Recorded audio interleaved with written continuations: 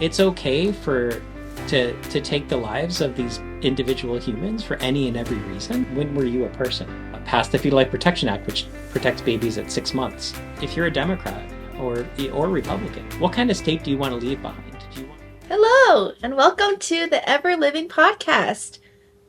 We're your life-loving hosts, Cindy and Jason. And welcome back, everyone. Thanks for having me. Well, Jason, what are you here to talk about today? Well, I just figured maybe we could talk a little bit about New Hampshire Right-to-Life and maybe talk a little bit about our own personal journeys on this pro-life thing. Okay, so how did you get started with New Hampshire Right-to-Life? Well, it's interesting. I ran for public office a long time ago because in New Hampshire we have so many legislators that, everybody runs at some point for something. And when I ran, they had this candidate forum. And so they sent you the questions ahead of time. And one of the questions is, what was your view on abortion? And at the time, I didn't really have a view. I grew up kind of Christian, but it didn't really get talked about much. And so I kind of prayed and I was like, well, God, what's your view on this? And the word I got back was a question, really. It was just, when were you a person? And as I thought about that, I realized, well, I guess when there was something unique you could look at and say, well, that's Cindy or that's Jason. And then when I realized that, I was like, whoa, wait a second. So it's okay to take the lives of these individual humans for any and every reason. And that kind of got me started on my journey. Eventually I volunteered. I got on the New Hampshire Right-to-Life email list and I volunteered to help with the table at Soulfest back when it was in New Hampshire. And I spent the day there with Kurt, who was the president at the time. And he said, hey, you should maybe come to a board meeting or something. And so I came, and then and that was, I don't know, 20-ish years ago. Okay, so 20 years with New Hampshire Right-to-Life. Something like that, yeah. So what have you seen over those 20 years in New Hampshire? Oh, well, that's a really interesting question. Thank you. So over the past 20 years, I guess it's been interesting because we've had times where we had majority, in terms of politics, we've had times where we've had majority Republican, even supermajority Republican. But what was really interesting is that we weren't able to actually pass kind of strong, direct protections for unborn humans up until 2021. And for some reason, with a slight majority, we were able to pass the Fetal Life Protection Act, which protects babies at 6 months. So we went from having no protections to some protections. But, we've also gone through kind of times of more grassroots. There used to be a lot of different organizations that had tables at different events, and that's kind of been changing. People have been kind of find their information more digitally now. Social media is a much bigger thing than it used to be. There's a lot of different podcasts. Yeah, podcasts. Who would have imagined 20 years ago that we would have our own podcast? So, some things change, some things stay the same. The banquet has been going on since I can remember. Chicken dinners. Yep. Actually, it's an interesting thing of why we actually have chicken. Do you know why? Why do we eat chicken?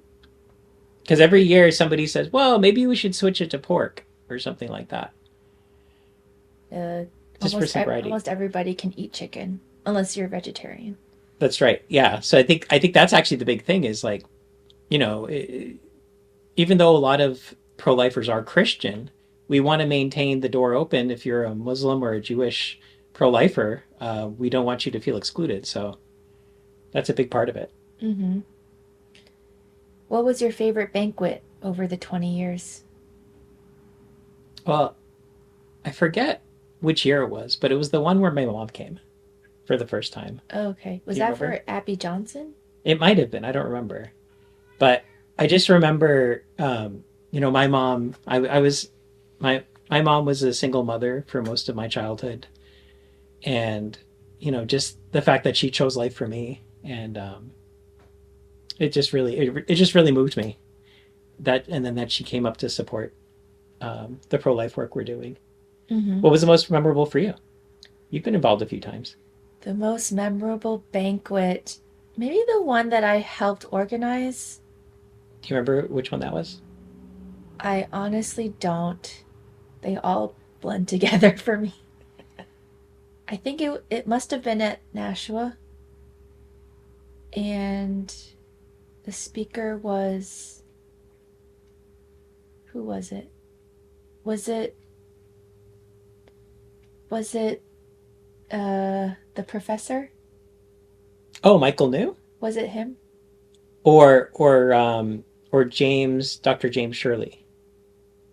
I don't remember. I guess It could have been one of them. when you organize the banquet, you're running around all night and you're not fully there. You're just thinking of what's next. So, Yeah, so if somebody's listening and they're looking for a way to serve, whether it's New Hampshire Right to Life or many of the pregnancy centers, helping organize the banquet is a huge thing. It takes a lot of people, a lot of work. You show up and it looks good, and you're just like, wow, that just must happen automatically. But it turns out that it doesn't. It turns out wonderful volunteers like my wonderful wife Cindy and Althea and Althea and Betty Bruder Carmel and Carmel and many others are responsible for that. It takes a village. It really does. Of women. And men. And so would you say you've met a lot of people in New Hampshire through New Hampshire Right to Life? Well, I would say, I mean, the pro-life circles, for the people really involved, they're not that big. We're a small population state. And so I would say I've met a good number, but I mean, there's a lot of people. I mean, I'm always surprised at like people I hear from or talk to that I haven't heard of before that. And there's just a lot of people. There's a lot of churches that have their own Respect Life groups. There's, there's a lot of volunteers at the pregnancy centers, 40 Days for Life. There's a lot of good work that goes on. How about yourself? Do you feel like you've met a lot of pro-lifers in New Hampshire? I mean, the podcast, right? The podcast and, yes, pregnancy resource centers and legislators that are pro-life and churches and, yeah, just our board and Students for Life and all of that. I don't want to leave anyone out, but... Well, that's the problem when you make a list. Yeah. is that you're always going to leave somebody out. This list doesn't contain everything. I mean, lately I think there's two bills in the legislature right now or one bill in the legislature right now that affects medical people. Mm-hmm. And like a right to conscience, HB 232, just had its hearing in the Senate, New Hampshire Senate. And so I guess that reminds me that we have, Christian doctors associations and Christian doctors. And it actually turns out that 85% of doctors don't want anything to do with abortion. That was kind of a shocking statistic to me, because here in New Hampshire they keep testifying that the pro-abortion doctors keep saying we need to have complete freedom to do abortion at any time up till birth in order to attract medical people. But when I found out that 85% of OBGYNs don't do abortions, yeah, I was just completely floored. So because it ends a life that is trying to grow. Yeah, I mean, even there's even a lot of pro-choice OBGYNs that won't do it themselves. So I think there's something in the human spirit that says, I just, even if you kind of mentally agree with it, there's probably, there's got to be something in the human spirit, the conscience, that says, stay away from that. That's just not somewhere you should go. What is your dream for New Hampshire Right to Life in the next year, 5 years, 10 years, 50 years? Wow. 50 years. Well, that's a good question, Cindy. Thank you. I mean, ultimately our mission is to create a culture of life in New Hampshire. And that's not just the legislature. I think that's what a lot of people think of us as. And we are very active there. But a big part of it too is actually creating, I think Students for Life has the saying, they want to make abortion unthinkable. Not just illegal, because you're protecting a human life, but unthinkable. And that's our goal. Our goal is to change the culture, is to win hearts and minds. and to help people to see, because throughout most of history this has been the case. Most major religions, the orthodox beliefs of most major religions, all value the unborn person. And so I think it's actually kind of like this kind of temporary anomaly over these last 50 or so years that abortion has been legal in an entire country, because that's not the case historically. Okay. And what do you think it takes to change people's hearts and change their minds? Also, a really good question. I would say it's really going to take a lot of work by the people. So, you know, a lot of it can start in the churches, and talking about this, making this not a subject that people stay away from, but something where we talk about it compassionately and winsomely, because ultimately the truth is on our side. You don't have to have catchy uh, talking points and phrases and things like that to emotionally get somebody stirred up. It's really easy, because built inside of each of us is this idea that we want to protect babies, and I feel like we actually have the easiest job, but unfortunately there's other people who play on emotions and catchphrases that sound good until you kind of think them through. And so, yeah, we gotta change the culture. Okay. So if you could say something to um, the pro-abortion people of New Hampshire, what would you say? What would you want them to hear from you? If you could have a conversation with them, if they were listening now, what would you want to convey? I would say talk about it. Open up dialogue. Charlie Kirk was really famous for this, right? He wasn't trying to shout down his opposition. He said, "Let's come and reason together." Uh, I think a lot of this, when you start to reason through, the my body, my choice kind of arguments, you start to think about, well, it's illegal in, I think, every state in the country, if you're going hiking with a baby, to leave that baby in the woods. Like, so we don't have an unequivocal right to say my body, my choice. Like, sometimes, we have responsibilities when there's another human life depending on us. Um, and so engaging in conversation, I think, is the best way. So where would they engage in conversation? Well, that's part of the issue. Is right now our society is so polarized. We have different news sources that have different. Sometimes they even report different facts. Right. This is a bigger problem in society in general. But I would say engage. Um, uh, if you don't agree with somebody, don't think less of them. Just see them as somebody who doesn't agree with you, and talk. So find somebody pro-life to talk to. Yeah. I mean, I actually enjoy talking to people who don't agree with me, because sometimes I'm wrong, and sometimes I get won over to their side. But if we don't have those conversations, um, then we're shutting down something that's made our country great. I mean, the fact that we have free speech in this country is a huge asset. It's what I mean. You look back at the Lincoln Douglas debates, where they, I think it was, what, a half hour each side got to talk and debate. I mean, we don't have those attention spans anymore, but just that idea that we can debate the issues, and let yourself be open to being won over. I think that's where we need to go back to. So do you think we're each just staying in our own camps too much and not mingling? Yeah, I mean, I think most people. I mean, anyway, I would say so. I would assume most people see that we're kind of getting into our tribalisms. But So where how are you going to mingle? Like what's your idea for mingling? that's a great question, Cindy. Thank you. You're really good at coming up with good questions. So maybe what needs to happen is we go back to what we used to do. I mean, it that uh, used to be that we would have pro life tables at different, old home days, and Concord market days and things like that. And I think that with the escalating temperature in the room, Yeah, we people have, used to be at Soulfest. well, we used to be at Soulfest back when it was in New Hampshire.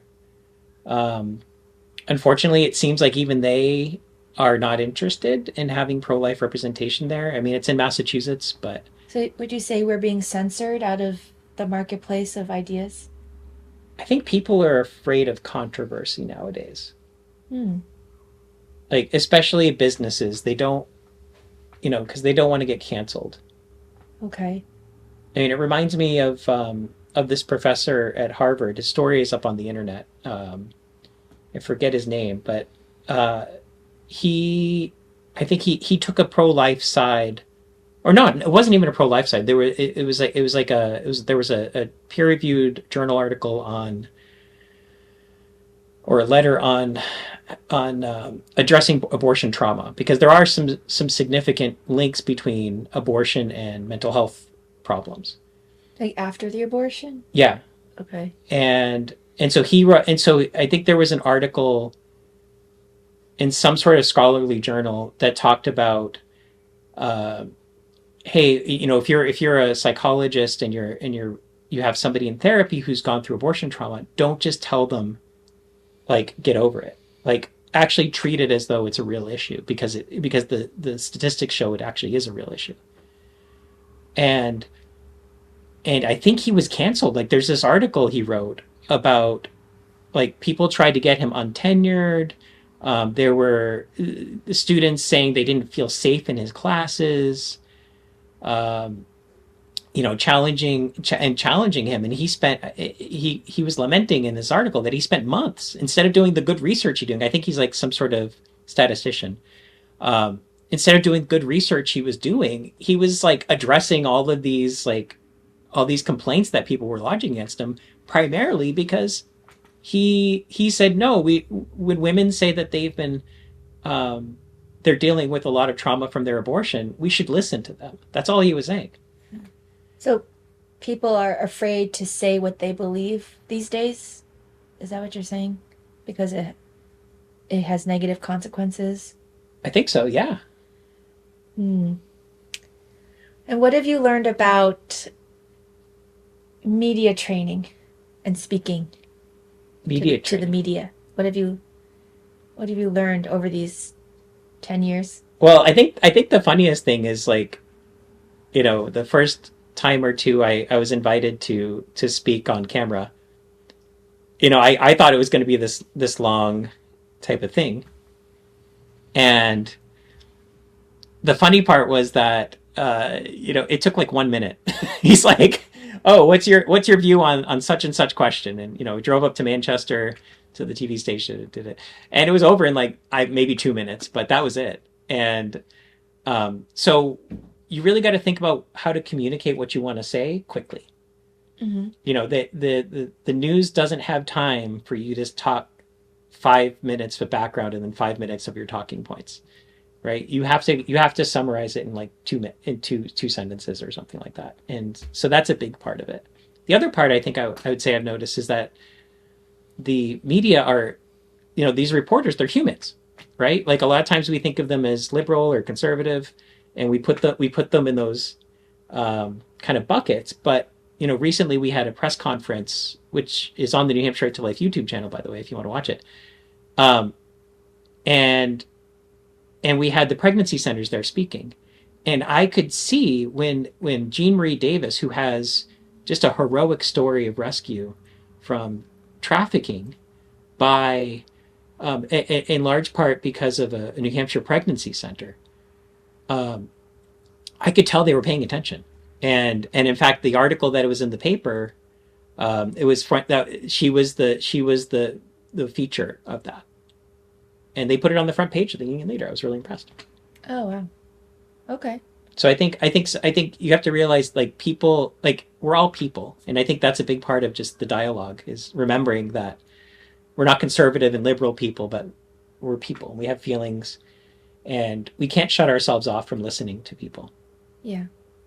Would you say New Hampshire is a battleground between Republicans, Democrats, independents, libertarians? Would you say it feels like a battleground. So what do you mean by battleground?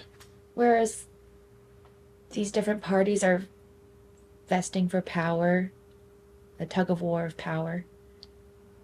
I mean, I guess I would say we're a purple state for sure, and that's why this pregnancy center bill, the HB 1416, is so important. Is because right now we have a Republican governor, but we may not in a year, or in 3 years, or in 5 years. So that's why I think it's important not only that we win over the culture, but also that we put laws in place that um, can protect these charities and other free speech when the Republicans aren't in power, because there are many blue states, unfortunately, that have tried to limit free speech and tried to limit the work of these charities that help pregnant women. Yeah, when you say purple state, it's not 50-50. It's kind of a tug of war. It's a fluid back and forth, isn't it? It isn't half blue, half red gives you purple. Purple is I guess yeah, you're right. I mean, it's a swing state, and one of the things I love about New Hampshire, I think we've got one of the highest registered independent, like unaffiliated group in the country, and I think a lot of people do. They look at the person and they say, "Is this a person I want to support?" And then they go that way. So, um, I grew up south of the border in New England, and we didn't talk about politics but up here, everybody talks about politics. It's like normal, and I love it.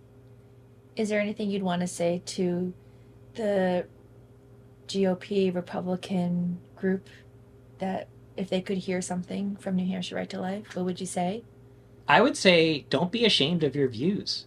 I think there's some people in 2022, when the Dobbs decision came down, abortion was an issue that the other side was able to convince a lot of people on.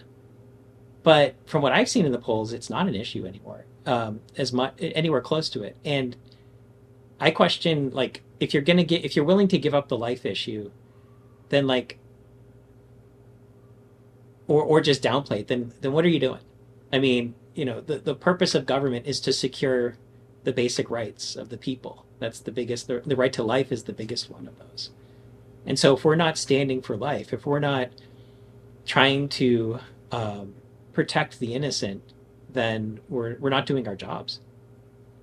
So I would say, in this, I know in the next NHGOP meeting in April, there's a platform, and they want to take out the life issue. The new one, the proposed one, removes all references to unborn people and the need to protect them. So not as pro-life anymore. No, it has this statement as like I think it's something along the lines of we think all life is sacred. It doesn't even say human life. It just says life. So like trees, frogs, humans. Like it's so non-committal that it's not worth even saying. And do you think that's so it can appeal to more people? I think that's what they're thinking, but Jesus has this wonderful saying: "If the salt loses its saltiness, what is it good for?" And I'm concerned that if the NHGOP passes this new platform, they're going to alienate not just a bunch of pro-lifers, who like right now, that's the Republican Party is the only party that stands for life, and that's only sometimes, but it also alienates a lot of their other core constituencies as well. And so I'm concerned that the GOP might be eroding its base. I know lots of, especially legislators, a lot of people who only went in it because of the life issue, and so if the Republican Party loses its pro-life plank, I'm very concerned that they're giving up some of their most dedicated activists. So then people who support life in New Hampshire would have no one to vote for? Well, you'd have the Democrat Party, which supports, unfortunately, abortion till birth with no protections for unborn children, and then you'd have the Republican Party, which kind of doesn't say anything, or wouldn't say anything if this platform passed. So, I mean, one would be better than the other, but right now I can look at the Republican platform and say, you know what, I support that. It has very strong pro-life language. Okay. And what can we say to the Democrat Party to kind of get them on the pro-life side? What would you say to them if they were listening now and you could uh, speak to them? What would you want them to know or understand? Well, I think so. My friend Kristen Day from Democrats for Life, um, I think it was Pete Buttigieg. She asked him in some at some sort of place. I don't remember exactly what, but she asked, "Is there any place for pro-lifers in the Democrat Party left?" When I grew up in Massachusetts, the Democrat Party was the party that debated things. They were the ones who discussed and engaged in dialogue, and we'd love to see that go back to that. Why? Statistically speaking, it's impossible for the 180, 200 Democrat state reps to all support abortion till birth, but that's how they vote. They may feel trapped. They may be feeling trapped that they have to adopt the entire platform 100% without wavering. Yeah, but statistically speaking, that's impossible. So there are definitely are state reps who are Democrats who don't agree with that. It's just statistical certainty. So But they're not allowed to vote otherwise. right. So I guess for the Democrats, like, why don't I mean I think there's probably a lot of people, especially a lot of Christians who are in the Republican Party only because of the life issue. If the Democrats could open up, um, and soften their abortion till birth stance and going after the pregnancy centers and things like that, I think they could probably win some of those people back. Yeah. And that could unite the state if Democrats and Republicans agreed to protect human life at all ages. Oh yeah, I mean the Hyde Amendment, which at the federal level says no federal dollars go for abortions. That's been bipartisan for, I don't know, 40, 50 years, something like that. Mm-hmm. It's only until the last 10, 20 years that became controversial.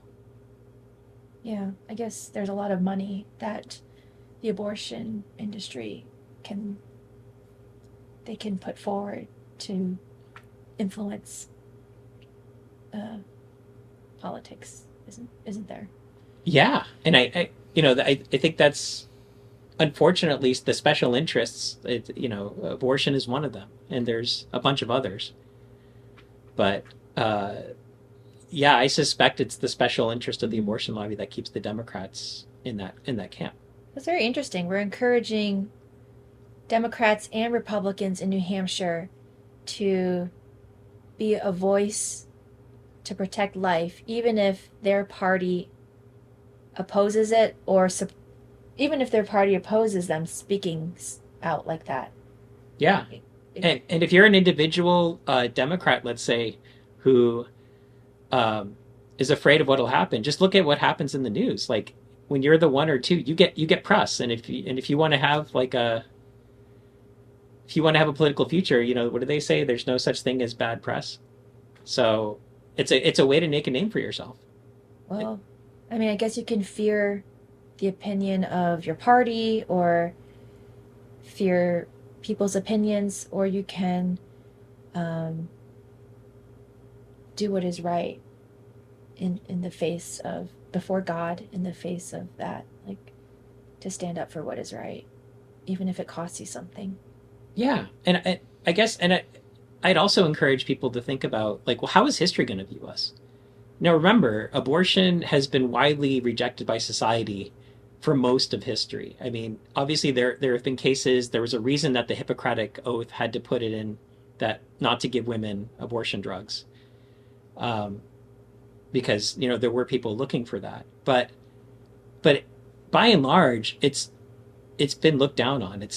And I kind of wonder, in another 50 or 100 years, when the current um, cultural pressures have changed, how are they going to look back? Like, do you want to leave if you're a Democrat or Republican, what kind of state do you want to leave behind? Do you want people to say, "Wow, that was a really weird thing that we allowed 1 million children to die from elective abortion every year?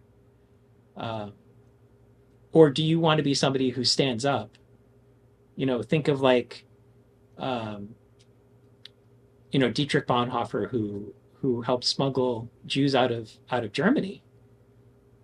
Like, do you want to be seen as somebody heroic, or do you want to be seen as part of the problem of that society? And what would you say to the churches? What do you see in the churches of New Hampshire? How can you encourage them? Um, what what would you say? Well, I guess to bring it full circle, I grew up Christian, going to church most of my life, and I didn't know anything about abortion when I was in my 20s. And so talking about it, talking about the value of life, how we're made in God's image, how he calls us to defend the fatherless and protect the widow. Um, Talking about how we are called as the church to protect and to bring like life, like God's life, into the culture. Don't just push it off, or mention it for 3 minutes once a year on Pro Life Sunday. Actually, engage in it. Is what I would say. Okay.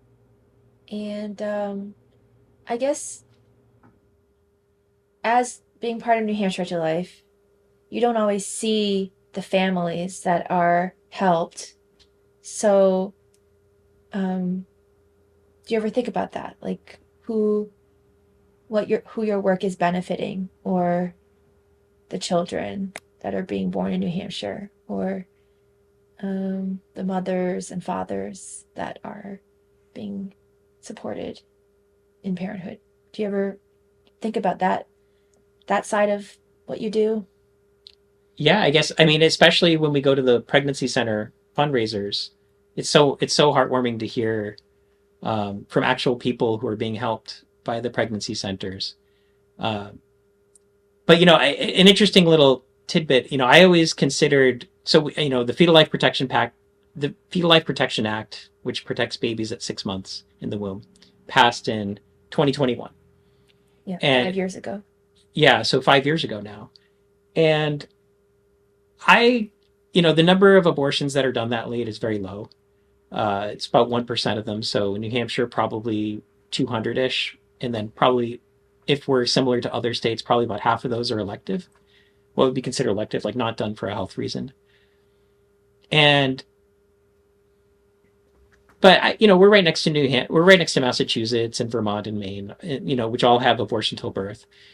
And so I just assumed that we weren't actually saving any lives. And then I was talking to a pregnancy center director, and she was telling me that there were actually multiple examples of lives that were saved because of the Fetal Life Protection Act. Because when uh, women heard that actually in New Hampshire, after 6 months, the child is protected, they said, wait, that's a child.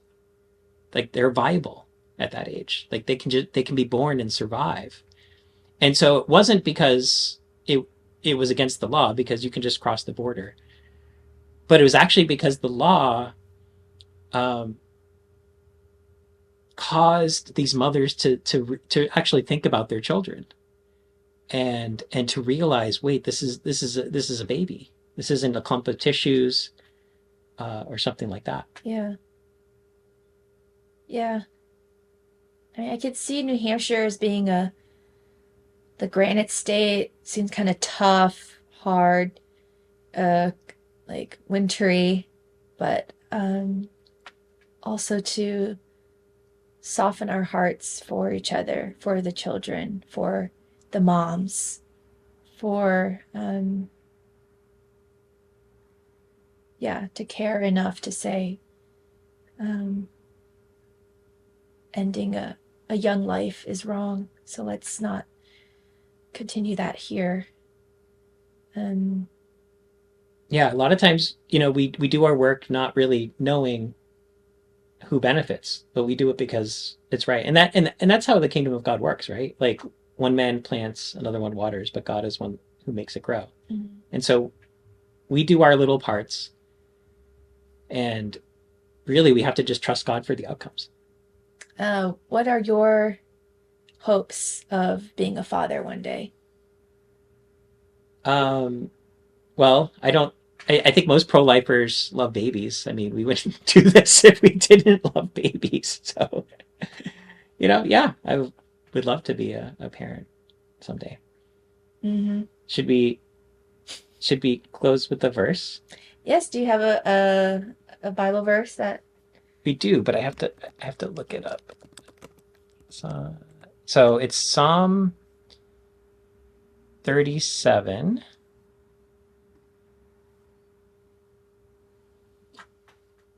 And I think sometimes we need this. So like 1-6. So Psalm 37. Do not fret because of those who are evil, or be envious of those who do wrong.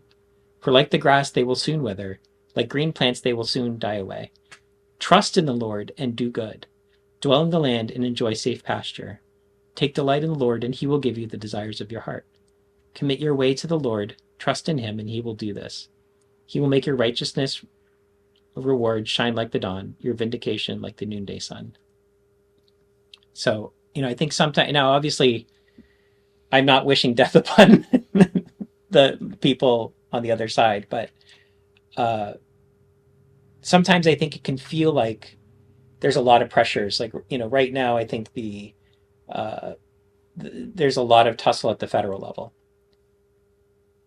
And, there's existing laws that say don't mail abortion pills. There's a lot of evidence that they're actually very dangerous for women, so on and so forth. But we should not fret. We should trust in the Lord. Yeah. I mean, yeah. New Hampshire Right to Life. Whoever wants to join us, please do. We would really use everybody's help. It's not just us and the board. Really, this could be the year that you participate and help really spread this across the state, so that it's becomes a group of people. Yeah, we're all volunteers. If you're interested, just go to nhrtl.org or check out our Facebook page, New Hampshire Right to Life, or our Instagram. Yeah. Get in contact. You can volunteer. You can when you get to the homepage, you can subscribe to our weekly newsletter. Our goal is to put people in contact with the need. And so whether that's our organization or a different one, it doesn't really matter. What matters is that we're doing the best to increase the respect for life in our culture. Yeah. And if you think New Hampshire Right to Life can be doing a better job, you're right, and we need your help to do it. Whatever skills you have, we really need everybody on board. And yeah, I think anything left to say? Well, it's great talking to you, Cindy. Great talking to you, Jason. Thanks for having me in our living room. Yes, thanks for joining me in our living room. Bye. Thanks, everyone. God bless you. Be ever living. Thank you for listening to the Ever Living podcast, a podcast by New Hampshire Right to Life, New Hampshire's oldest and most active pro-life organization. You can learn more about our work and learn how to get involved at www.nhrtl.org. If you would like to donate to our mission, you can make a donation at www.nhrtl.org/donate. See you next week. May God bless you and be very near to you, and may you be ever living.